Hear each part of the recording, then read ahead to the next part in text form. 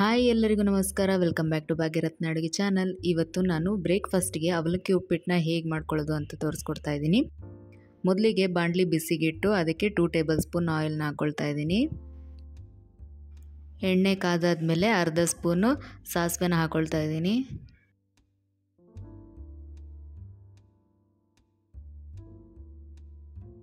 ಸಾಸಿವೆ ಚೆನ್ನಾಗಿ ಸಿಡಿತಾ ಇದೆ. ಈಗ 1 ಸ್ಪೂನು ಕಡಲೆ ಬೀಜ ಹಾಕ್ಕೊಳ್ತಾ ಇದ್ದೀನಿ. ಹಾಗೆ 1 ಸ್ಪೂನು ಕಡಲೆಬೇಳೆ, 1 ಸ್ಪೂನು ಉದ್ದಿನ ಬೇಳೆನ ಹಾಕ್ಕೊಂಡು ಚೆನ್ನಾಗಿ ಫ್ರೈ ಮಾಡ್ಕೊಳ್ತೀನಿ ಗೋಲ್ಡನ್ ಬ್ರೌನ್ ಬರೋವರೆಗೂ. ತುಂಬ ಕಡಿಮೆ ಟೈಮ್ ಹಿಡಿಯುತ್ತೆ ಅಷ್ಟೇ ಈ ಅವಲಕ್ಕಿ ಉಪ್ಪಿಟ್ಟು ಮಾಡ್ಕೊಳ್ಳೋದಕ್ಕೆ. ಬ್ರೇಕ್ಫಾಸ್ಟಿಗೆ ಹೇಳಿ ಮಾಡಿಸಿದಂಥ ತಿಂಡಿ ಇದು, ಬೇಗನೆ ಮಾಡ್ಕೊಳ್ಬೋದು.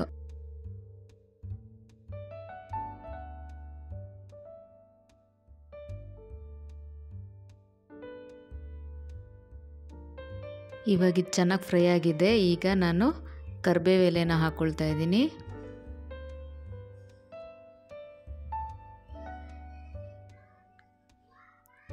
ಈಗ ಮೊದಲು ಹಸಿಮೆಣ್ಸಿನ್ಕಾಯಿನ ಹಾಕ್ಕೊಳ್ತಾ ಇದ್ದೀನಿ. ನಿಮಗೆ ಖಾರಕ್ಕೆ ಎಷ್ಟು ಬೇಕೋ ಅಷ್ಟು ಹಾಕ್ಕೊಳ್ಬೋದು. ಇಲ್ಲಿ ನಾನು 5 ರಿಂದ 8 ಮೆಣಸಿನ್ಕಾಯಿನ ತೊಗೊಂಡಿದ್ದೀನಿ. ಹಾಗೆ 1 ಈರುಳ್ಳಿನ ಸಣ್ಣದಾಗಿ ಕಟ್ ಮಾಡಿ ಹಾಕ್ಕೊಳ್ತಾ ಇದ್ದೀನಿ.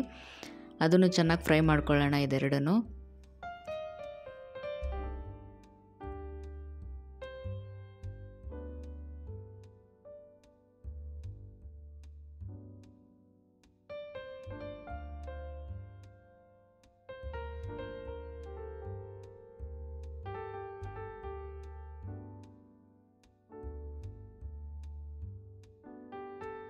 ಇವಾಗ ಇದು ಚೆನ್ನಾಗಿ ಫ್ರೈ ಆದಮೇಲೆ ಈಗ 1 ಟೊಮೊಟೊನ ಕಟ್ ಮಾಡಿ ಹಾಕ್ಕೊಳ್ತಾ ಇದ್ದೀನಿ.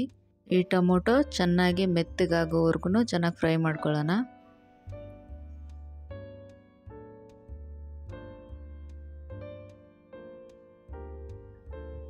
ಇದೇ ಟೈಮಲ್ಲಿ ನಾನು ರುಚಿಗೆ ತಕ್ಕಷ್ಟು ಉಪ್ಪನ್ನು ಸೇರಿಸ್ಕೊಂಡು ಚೆನ್ನಾಗಿ ಮಿಕ್ಸ್ ಮಾಡಿ ಟೊಮೊಟೊ ಬೇಯೋದಕ್ಕೆ ಬಿಡ್ತಾ ಇದ್ದೀನಿ.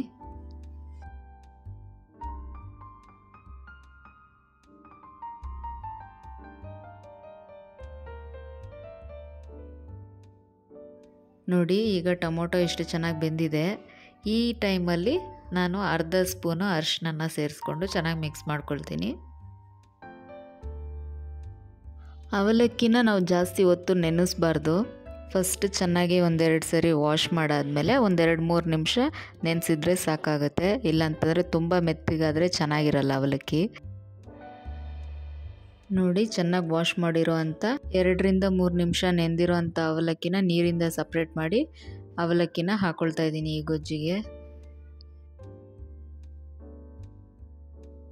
ಇವಾಗ 1 ರೌಂಡು ಚೆನ್ನಾಗಿ ಮಿಕ್ಸ್ ಮಾಡ್ಕೊಳ್ತಾ ಇದ್ದೀನಿ.